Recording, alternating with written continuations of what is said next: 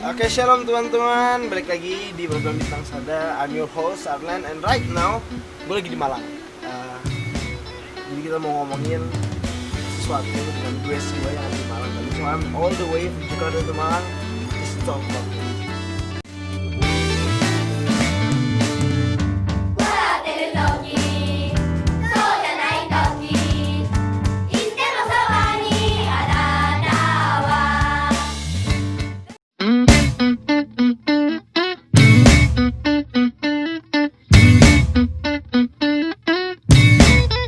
Shalom teman-teman, balik lagi di Bintang Sada. Dan kali ini kalau kemarin episode pertama kita di studio, setnya bagus. Sekarang kita berkelana ke Kota Malang, gitu ya. Ya sudah ada bersama kita semua di sini pendeta, konselor, pakar cinta anak muda. Yes. Pendeta dan si Tapilatu.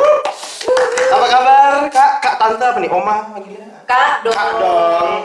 Ya. Kak, Kabar baik. si kabar baik. Gimana di corona gini-gini masih ada pelayanan lah ya? Tetap Tetap. konseling online, webinar, dan IG live. Jadi sebenarnya kalau yang mau ada konseling nanti bisa hubungi, gitu ya. Kalau ada punya persoalan pribadi, sakit mental, enggak ya. Oke teman-teman, hari ini kita akan membahas sesuatu permintaan kalian, bang bahas pacaran dong, bahas pacaran. Hey, pacaran terus anda ya. Tapi sebelum pacaran tentu ada hal yang perlu dipersiapkan, betul? Betul. Nah, itu yang akan kita bahas kali ini. Pra pacaran, PDKT, apapun itu namanya, yang harus dipersiapkan menghadapi pacaran anak-anak muda. Hari kita akan bicarakan. Oke, tapi ngomong-ngomong dulu tante di PDKT-in gimana tuh ceritanya? Tante atau kakak sih? Oh kakak ya, agak suka ini lidah memang. Kalau Saya dulu di, berasa muda kalau tanya. oh iya. Oh. Dulu zaman dulu di PDKT-in gimana tuh?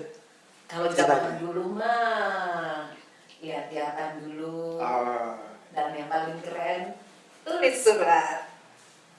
jadi surat. Oh, bukan itu intinya ya, bukan itu. Kalau sekarang nggak bisa kayak gitu. Nah itu. Kan udah Lain, zaman ya. ini semua kan chatting semua tuh kan tuh. Nah, kru kita semua lagi chatting sama pacarnya. Oh, enggak ya. Oke. Kalau Oke. mereka chatting ke pacarnya kita nggak bisa disuting. Oh iya benar. Oke, kali ini kita bahas tentang sebelum pacaran, pra pacaran, PDKT. Oke. Apa aja sih hal-hal yang perlu dipersiapkan oleh seorang anak muda itu sebelum memasuki masa pacaran? Gitu ya. Iya. Karena saya konselor, Mhm. saya tanya ulang hostnya, menurut hostnya dong, Luar biasa. apa sih pacaran Luar biasa. itu? Luar biasa. Kan Kak Nancy cek kamu dulu, Iya, biar kamu iya. ngerti pacaran itu Hmm. apa sih? Baru episode kedua saya sudah keringetan. Ditanya balik, luar biasa. Iya, enggak supaya Kak Nancy tahu mewakili lah, mungkin Oh. enggak seluruh, tapi paling Iya. tidak mewakili kira-kira menurut Arlen anak muda sekarang memandang pacaran itu apa sih? Gitu. Ini kalau aku pribadi ya, bukan Iya, anak muda, bukan anak betul. muda. Kalau aku pribadi, pacaran itu kan step sebelum pernikahan. Step. Ya maksudnya jenjang, apa sih bahasanya? Jenjang, step, ya apapun itulah. Babak, Oh, bukan gitu babak. ya. Ya jenjang sebelum pernikahan. Jadi yang harus dipersiapkan kalau menurut aku adalah hati. Ya. Jadi semakin mengenal gitu kan hati, terus juga kalau orang Kristen fokusnya pada Tuhan gitu. Jadi kalau misalkan membawa gitu ya. di pacaran itu ya membawa Tuhan dalam hubungan. Itu saya. Wow. Jangan ikut ya karena hostnya saya bukan. Iya. Bintang tamu yang ini sebenarnya. Yang itu intermezzo. Iya, itu loh itu yang tadi Arlen bilang step sebelum menikah. Menikah. Nah ini poin yang bagus sebenarnya Len, ya step sebelum menikah. Karena Kak Nancy lihat kalau anak-anak sekarang sih yang nggak menjas ya, tapi kayaknya pacaran itu kayak supaya gua nggak kelihatan sendiri gitu, Ya. kayak supaya kalau ke pesta ada temennya, supaya kalau lulusan ada yang kasih bunga, gitu loh ya. Dan tidak sampai mungkin ya, tidak sampai ke tahap berpikir ini untuk menikah nanti. Nah Arlen sendiri ngeri tidak kalau dikatakan seperti itu ya, tahap sebelum menikah. Tapi sebenarnya pacaran itu memang begitu, persiapan untuk pernikahan. Jadi bukan ajang senang-senang, ke bioskop bareng, nge-mall bareng, supaya IG kita ada yang nyapa atau ada yang like Facebook kita, bukan sekedar itu pacaran sebenarnya. Berarti meskipun dalam proses PDKT atau masih dalam mengenal gitu sebelum pacaran tuh pikirannya memang sudah harus sampai ke pernikahan. Iya, tujuannya itu ya. Tujuan akhirnya. Ya, jadi kalau PDKT boleh dibilang tahap sebelum pacaran. Nah, kalau pacaran sendiri ya memang tahap untuk mempersiapkan diri untuk menikah gitu. Jadi kalau PDKT, nah kita mau yang mana nih? Tahap PDKT atau tahap pacarannya atau yang mana nih? Kita ke sebelum pacaran dulu. PDKT. Sebelum. Oke. Sebelum pacaran. Nah, Arlen tadi balik lagi ke pertanyaan tadi, apa yang harus Dipersiapkan, apa yang harus dipersiapkan ya sebagai. Nah, memang kalau kamu mau masuk ke dalam pacaran seperti ini loh, Arlen, saya senang kalau pakai gambaran ya.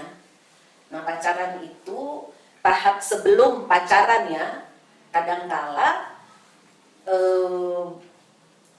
harus kita pastikan dulu kalau saya sudah pacaran itu berarti tahap yang lebih serius ya. Sehingga sebelum saya masuk ke tahap itu, konsep yang harus saya tanamkan di pikiran saya, jangan seperti orang ke mall misalnya, Arlen ke mall milih-milih baju, pakai nggak pas tukar lagi, pilih nggak pas tukar lagi. Nah ini nih yang mesti kita kita perhatiin. Kalau tahap sebelum berpacaran, hendaklah memang kita siapkan hati kita, jangan ganti-ganti pacar nantinya waktu kita sudah masuk ke pacaran. Sehingga sebelum kita memang memilih, kita sendiri sudah menetapkan hati kita ya, jangan gombal-gombal ya, jangan umbar-umbar janji gitu. Jadi memang karena ini tahap sebelum masuk ke pacaran, baiknya seperti yang Arlen bilang tadi itu, didoakan, ya, disiapkan hati lah untuk masuk ke tahap yang lebih serius, sehingga tidak seperti ke toko yang tadi saya bilang tuker-tuker. Nah, relasi khusus masuk dalam pacaran kan sudah lebih khusus ya. Jangan kita jadi orang yang ganti-ganti gitu. Ini nggak cocok, nanti besok 2 bulan, atau malah ada yang 3 sekaligus, pendekatan 3 sekaligus. Jadi seperti apa ya? Seperti uji keberuntungan. Apakah seperti itu kan? Enggak ya. Jadi memang tahap pertama sekali yang Kak Nancy rasa memang kita serius mendoakan, saya ini tujuannya mau apa? Nanya dulu tujuanku ini untuk nanti kalau saya pacaran, saya itu mau apa? Ya, apakah saya sekedar ya itu tadi supaya ada teman, supaya ada yang ya supaya tidak dibilang jomblo keren gitu. Oke, tadi berarti Kak Nancy terakhir bilang tujuan berpacaran, tujuan hidup, tujuan PDKT gitu ya. Ini aku juga ada nyebar pertanyaan, ada question box. Teman-teman kalau mau nitip pertanyaan, ada nih pertanyaan dari seseorang. Kalau misalkan kita, ini cewek berarti yang bertanya. Kalau misalkan dideketin cowok, respon yang benar tuh bagaimana? Dideketin cowok? Ya, kan misalkan kalau PDKT kan biasanya cenderung laki-laki yang mendekati. Nah ini dia bertanya, kalau misalkan kita dideketin cowok, respon yang benar tuh bagaimana? Nah respon yang benar tentu yang sesuai dengan norma-norma yang ada di sekitar kita ya, sosial dan juga nilai-nilai yang kita anut yang berdasarkan firman Tuhan ya, yang sopan, yang ramah, dan biasakan untuk ketika ada cowok kita tahu nih dia PDKT, ya berperilakulah otentik aja apa adanya gitu loh. Bahasa gaulnya apa sih ya? Bahasa remaja itu? Apa adanya? Apa adanya, nggak munafik gitu deh ya. Iya, nggak muka dua. Iya, nggak pura-pura manis, pura-pura ramah, ya apa adanya. Tapi nggak juga harus menunjukkan semua kelemahan, kekurangan, nggak gitu. Maksudnya ya apa adanya aja. biasa aja gitu. Nggak juga cuek, jangan judes gitu, cuek, mentang-mentang bunga kampus atau bunga desa gitu. Biasa Iya. apa adanya, yang biasa gitu. Nah. Ramah, ya. Oke, itu kan misalnya kita tadi bicara tentang yang cewek. Kalau cowok kan biasa mendekati seseorang tentu ngelihat fisiknya. Ya kan, Iya. bisa kalau cantik aku deketin nih, nah gitu kan. Nah, apakah itu hal yang benar untuk mendekati seseorang karena fisiknya atau bagaimana? Kalau kita mendekati seseorang untuk melihat fisik, ya Kak Nancy rasa itu alamiah banget. Manusia pasti melihat yang fisik dulu dong. Ya. Masa kita mau yang cacat-cacat gitu? Kita pilih buah aja kepingin yang bersih, bagus ya. Cuma memang waktu kita makin mendekati, kita misalnya nih tertarik, nah ukuran fisik tidak boleh menjadi standar utama di dalam kita memilih pasangan. Maksudnya kalau kita mau tahap pacaran ya, fisik ini mungkin waktu kita pertama kenal, kita tidak bisa pungkiri tertarik dengan rambutnya, Ya. kumisnya, ya. Atau kalau cowok tertarik dengan cewek ini bodinya, boleh lah, nggak apa-apa. Itu namanya perkenalan pertama. Ya. Ya, tapi jangan sampai perkenalan pertamamu membuat kamu memutuskan bahwa itu yang menjadi utama saya Standar memilih utama. dia. Ya, tidak boleh. Berarti yang fisik itu tidak boleh menjadi standar utama. Ya. Terus yang bisa menjadi standar utama itu apa? Nah, ini nih, wah, Arlen pintar banget. Nah, kalau standar utama kita sebagai anak Tuhan sederhana banget. Nah, kan kita nilai-nilai kita sebagai anak Tuhan atau juga keluarga Kristen misalnya, dari mana sih nilai-nilai kita dibangun selain dari kebiasaan atau pola keluarga ya. Yang jelas kita kan punya, kalau gini nih Len, kamu ganti HP atau ganti laptop, kamu butuh manual book nggak Ya. untuk bagaimana mengoperasikan alat itu? Betul kan? Betul. Nah, kalau kita anak Tuhan, kita butuh manual book juga untuk bagaimana kita bisa berperilaku, bersikap, dan hidup sesuai yang Tuhan mau. Apa kira-kira manual book kita? Alkitab. Alkitab. Nah, jadi memang bagus banget supaya kamu tahu nih, orang ini otentik apa enggak sih? Cewek ini munak apa enggak gitu. Nah, kalau Arlen itu belajar firman Tuhan, punya manual book yaitu Alkitab, pasti kamu kepingin cewek itu juga memiliki nilai-nilai yang sama dengan yang kamu pegang. Dia punya manual book sama enggak? Kira-kira kalau manual booknya si cewek ini yang kamu deketin, manual booknya beda, kira-kira gimana? Ya. Gimana? Beda kan nanti hasilnya. Ya, Kamu ya. ngomong ke utara, dia ngomong ke selatan. Karena memang manual booknya beda. Ya. Jadi standar paling utama nanya dulu, manual bookmu apa ya? Mungkin enggak langsung nanya gitu, tapi pelajari dia ini kira-kira seiman enggak? Nah, kalau sudah seiman, tahap kedua yang mesti kamu tahu, dia baca enggak manual booknya? Kalau Arlen punya barang, enggak baca manual booknya, kira-kira barang itu beroperasi dengan tepat enggak? Iya, kacau. Kacau. Manual book digeletak gitu ya enggak berguna juga. Ya, ya. Sekalipun kamu milih deketin cewek, ya, dia sudah nih, tadi Arlen bilang fisik, oke. Kak Nancy bilang oke lah, itu wajar ya, manusiawi. Yang kedua, standar paling mudah ya, manual booknya sama enggak ya? Kalau dia sama Alkitab, sama-sama baca Alkitab, sama-sama punya Alkitab. Yang kedua, yang ketiga, baca enggak ya? Dia baca enggak manual booknya? Nah, kalau kayak gini kan enak, nyambung kalau dia juga manual booknya sama yaitu Alkitab. Yang kedua dia juga baca, kira-kira nyambung enggak kamu dengan dia nantinya? Bisa nyambung. Iya, Arlen suka pelayanan karena memang Arlen tahu itu yang Tuhan mau. Ya, bukan sekedar hobi. Nah, dia juga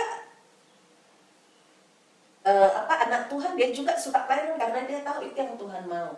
Jadi apa yang Tuhan suka menjadi apa yang kita suka, ya kan? Ya.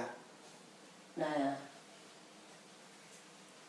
Udah. Oke. Oke. Ya, berarti kan kalau tadi bilang intinya harus iman. Cuman kan banyak orang yang akhirnya karena dia suka dengan orang yang beda iman, terus dia ngelesnya bilang, nanti bisa kuinjili, bisa kutarik dia ke Kristen gitu. Betul. Nah itu gimana tuh Kak? Boleh nggak kayak misalkan, aku suka sama dia, nanti kau ambillah dia ke Kristen, dia juga ngikut aku gitu kan. Iya. Nah itu gimana coba? Nah itu kira-kira kalau pakai prinsip seperti itu, kalau kita sudah lewati ini ya screening pertama itu, kalau fisik ya itu tidak bisa dijadikan Ya. utama dan pertama. Alkitab lah, dia punya manual book sama. Nah terus kita mau pakai yang berikut. Oh saya deketin dia meskipun tidak seiman, jalan aja nanti saya injili.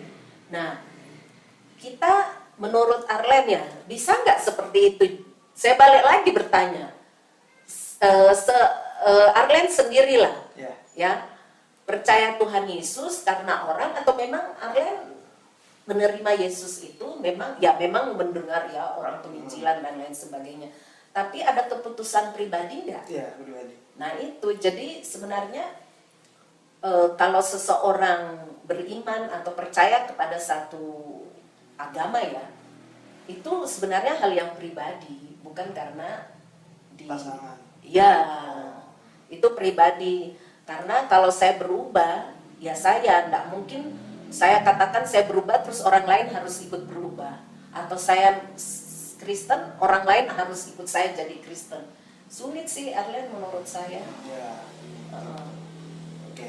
Yes. Itu dia ya teman-teman. Ini Yesus ada pertanyaan lagi dari teman-teman dari pemirsa. Cialah pemirsa. Mending PDKT atau sahabatan dulu? Nah ini juga bagus banget pertanyaan ini ya. Kalau mau PDKT memang enak temenan sih, berteman. Kalau sahabat itu agak ini ya, agak beda dengan teman. Ini Kak Nancy aja ya. Kalau saya sih lebih baik punya teman banyak, kemudian saya kenal, dan akhirnya saya memilih salah satu karena memang saya mencintai dia, dan dia juga mencintai saya. Kemudian saya akhirnya memutuskan, oh ini pacar saya. Daripada saya sudah sahabat, karena sahabat itu lebih ke apa ya? Lebih ke, kalau saya ya, jatuh cinta ke sahabat itu seperti apa ya? Kalau sahabatan gitu. Sahabat ini kan biasanya lebih dekat dari teman. Iya. Tapi kalau untuk menjalin romantisme dengan sahabat, kayak sudah kalau untuk saya beda antara sahabat dengan Teman. iya untuk kalau sahabat saya jadikan pacar gitu loh. Karena sahabat ya sahabat, dia orang yang tahu saya apa adanya dan tempat saya curhat. Misalnya gini, contoh, oh ya supaya lebih ini lagi. Misalnya ini sahabat saya adalah Arlen, Ya. kemudian saya cerita, Arlen, saya ini jatuh cinta dengan ini loh. Saya kan, kita kalau cerita ke sahabat kan gitu ya, terbuka, dia tahu kita, kemudian saya bisa curhat tentang saya jatuh cinta dengan bla bla bla bla. Nah kalau ini bicara sahabat berarti lawan jenis ya, iya kan? Kalau sejenis tak mungkin kan? Iya. Misal sahabat saya Arlen, cowok, saya cewek, kemudian saya ceritakan, Arlen saya jatuh cinta dengan si A begini, kan saya ceritanya ke Arlen. Nah kalau satu waktu misal sayanya yang jatuh cinta ke Arlen, kayak gimana ya? Tapi kan nggak memungkiri juga ya, kan sebenarnya. bisa Bisa saja kita jatuh cinta pada itu sahabat. tidak terlalu prinsip yang kampus sih, tidak apa-apa juga sih. Itu apa, Len? Kayaknya selera ya. Iya. Ada mungkin seperti itu, nggak apa-apa sih. Iya. Terus ini ada lagi pertanyaan. Sebaiknya kita PDKT dulu ya Kak, jangan buru-buru proklamasi cinta. Ya. Iya. Kalau udah proklamasi berarti sudah pacaran. Iya. Gitu, oke. Dalam masa PDKT, ini kan belum jadi pacar. Terus tiba-tiba dalam berjalan PDKT, dia diambil orang. Oh iya. Nah, jadi sebaiknya berapa lama sih PDKT itu atau ya berapa lama kita siap proses PDKT itu berapa lama gitu supaya nggak hilang gitu dianya. Iya, gitu ya. Jadi sebenarnya di PDKT itu kan belum ada komitmennya, ya. Tetapi kita sudah mulai suka tuh. Ya. Tapi kita nggak berani juga untuk ikat dia karena kita ini belum pasti juga. Mungkin kayak gitu ya, Len. Jadi kayak dilema ya. Heeh. Jadi mungkin dalam PDKT itu karena tadi saya katakan kita mulai berdoa, mendoakan orang yang kita sedang dekati ya. Mungkin kita kasih sinyal ya. Sinyalnya contohnya misal kita saling doakan ya. Kemudian menguji perasaan apakah ini sungguh-sungguh atau tidak. Ya tunjukkanlah perhatian, tetapi tidak ucapkan dulu seperti yang tadi Arlen bilang, proklamasikan cinta. Karena memang ketika kita memproklamirkan I love you itu memang tidak sekuat komitmen orang menikah ya. Ada seperti ikatan perjanjian di mana Tuhan memberkati komitmen itu. Tetapi perkataan kita anak Tuhan itu kan bukan perkataan omong kosong yang sia-sia ya. Sehingga memang mungkin kita harus menunggu dulu, tidak cepat-cepat mengatakan I love you. Tapi kita bisa menunjukkan sinyal you are special for me gitu. Dengan menunjukkan perhatian, menunjukkan tapi harus prinsipnya yang harus digarisbawahi di sini, saya belum siap untuk komitmen lebih jauh, tetapi saya mulai interest atau respect dengan kamu. Nah mungkin terserah lah mau 6 bulan, 1 tahun, saya rasa tidak ada, Kak Nancy rasa nggak ada ukuran kaku berapa tahun. Tapi kalau memang berpacaran itu ukurannya bagusnya 2 sampai 3 tahun, kemudian masa tunangan paling lama tunangan itu 1 tahun, jangan lebih dari 1 tahun. Jadi seperti itu. Tadi Kak Nancy bilang PDKT itu belum ada komitmen, terus jangan terburu-buru katanya mengucapkan I love you gitu. Tapi kalau ada kasus kayak dia ini belum mau pacaran, tapi dia cinta sama orang, jadi ya udah kita komitmen dulu, aku cinta sama kamu, tapi nggak mau ada status itu di antara kita berdua, jadi belum mau pacaran, masih dalam tahap PDKT gitu kan. Nah, ada komitmen memang di situ, tapi dia nggak mau ada pacaran. Nah itu bagaimana Kak kalau kasusnya seperti itu? Nah ini nih yang sulit ya Arlen, karena ketika kita mengatakan saya cinta kan seperti orang yang sudah tergiring ke dalam suatu hubungan yang lebih khusus, relasi romantis ya. Jadi kalau sudah namanya aku cinta, kita sudah masuk ke dalam ikatan satu-satu begitu, tidak lagi satu untuk banyak gitu ya. Tidak lagi berkelompok komunal gitu ya, nggak bisa. Jadi memang kalau kita katakan saya jatuh cinta, mungkin kalau kita belum siap memproklamirkan atau belum siap untuk terikat ya dengan pacar kita, mungkin kita beritahu saya butuh waktu 2 bulan, saya butuh waktu 3 bulan sebelum kita lanjutkan hubungan ini. Jadi tetap harus orang itu harus tahu, jangan gantung orang, kasihan ya kan. Apalagi cowok mungkin dia banyak disukai orang karena dia mungkin pebasket nasional atau pemusik yang andal, sehingga di sana dia ucapkan janji cinta di sini juga, tapi semuanya dia gantungkan gitu ya, itu nggak boleh juga. Berarti kalau misalkan nih sudah ada komitmen dan memang ada satu-satu gitu kan, misalnya satu orang tidak untuk banyak orang gitu, tidak untuk disebar. Nah tapi dia belum mau berpacaran, itu yang aku mau tanya tadi adalah ini dia belum mau pacaran tapi dia mau mencintai dia. Nah itu apakah memang bisa seperti itu, atau memang kalau udah sayang satu-satu, udah ada komitmen, pacarin saja sudah gitu, apa bagaimana?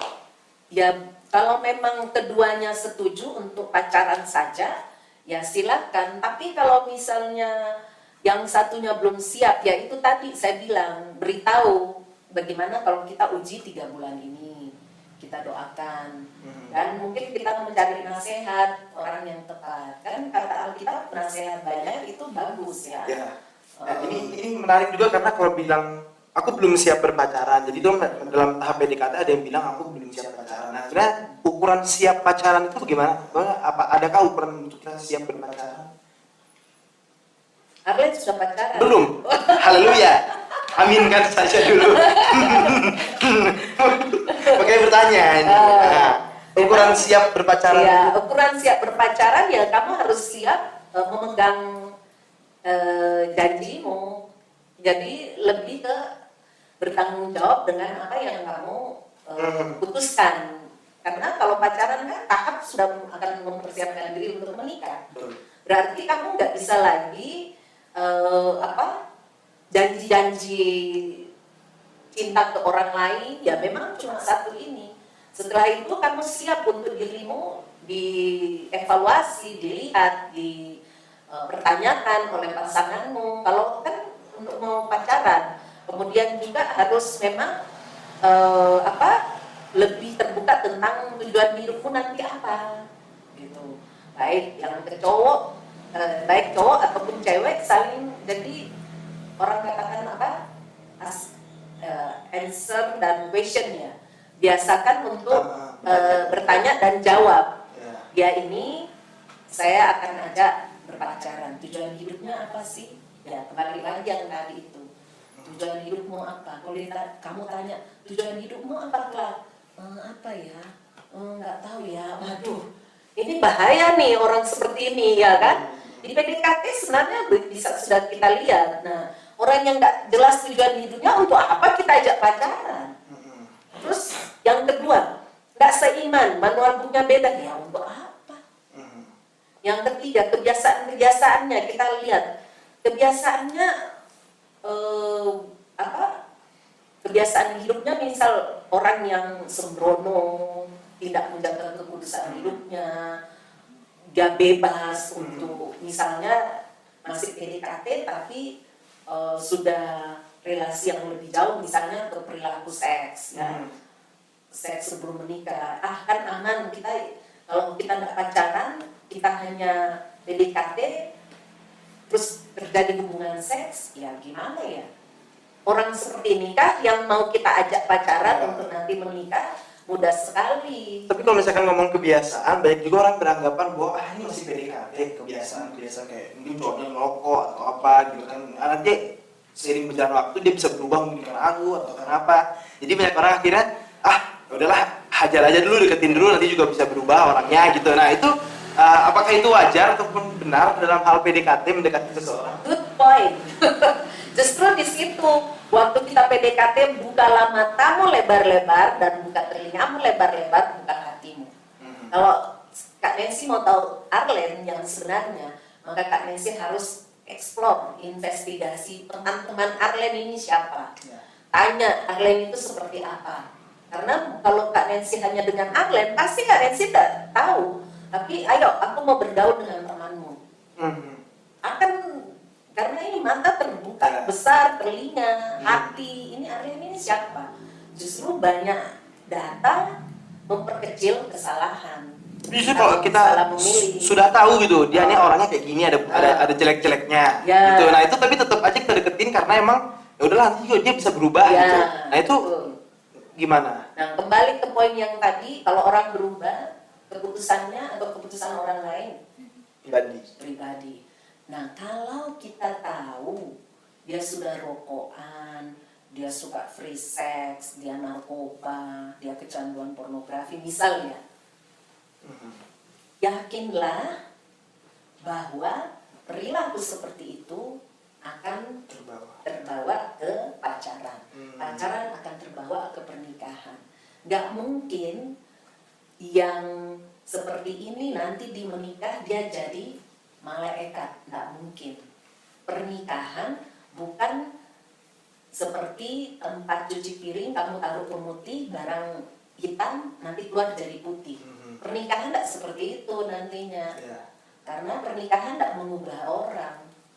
Justru ketika orang masuk di pernikahan, perilaku yang jelek yang lama bisa diteguhkan. makin jelek. Iya, karena ketemu dengan ini lain dua orang yang berbeda. Waktu kita menikah nih, kamu sudah jenis kelamin kita beda, latar belakang keluarga beda, kebiasaan beda, hobi beda. Waduh, yang ada itulah memang kalau Arlen pernah dengar rumah tangga seperti neraka. Makanya penting PDKT. Ya, penting juga PDKT. Jangan langsung pacaran iya, gitu ya. jangan ya. langsung. Jadi bergaullah sebanyak-banyaknya. Lihat dia, kalau kamu mulai senang sama dia, pelajari kebiasaannya.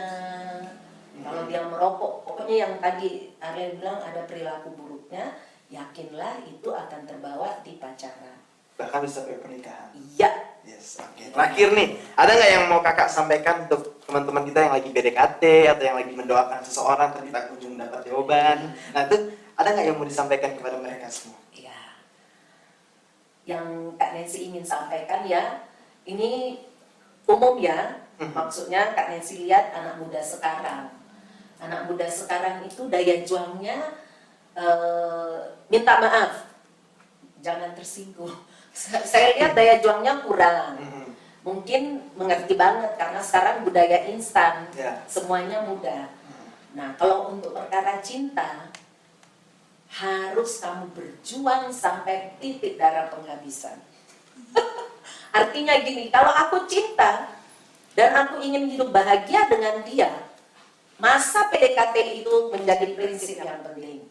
PDKT, saya cinta, maka saya harus perjuangkan. Ini mahal. Kalau ini mahal, buka mata, buka telinga, lihat manual Bu, yang cocok apa tidak, tanya keluarganya. Jadi benar-benar pasang angka yang tinggi-tinggi untuk mengenal orang yang kita cintai. Dan cinta itu harus diperjuangkan sungguh-sungguh. Harus diperjuangkan. Iya, jangan kamu jadikan itu seperti snack, makanan yang murah, karena cinta itu indah sekali. Itu anugerah Tuhan yang Tuhan kasih. Iya, makanya kita harus perjuangkan. Karena kalau kamu perjuangkan, dia menjadi manis seperti madu. Oke? Tapi kalau kamu tak perjuangkan, dia menjadi racun yang mematikan. Iya, seperti itu. Jadi perjuangkan saja terus ya. Perjuangkan dengan tips-tips sederhana yang tadi kami sampaikan. Terima kasih Kak Nancy, luar biasa sekali sudah mau sama-sama. diajak berbincang-bincang, sangat memberkati. Mungkin kedepannya bisa lagi nanti kita ya kalau ada tema-tema yang lain. Siap. Aman, siap. Siap. Oke, terima kasih Kak Ya, Nancy, Tuhan Yesus sama-sama. memberkati.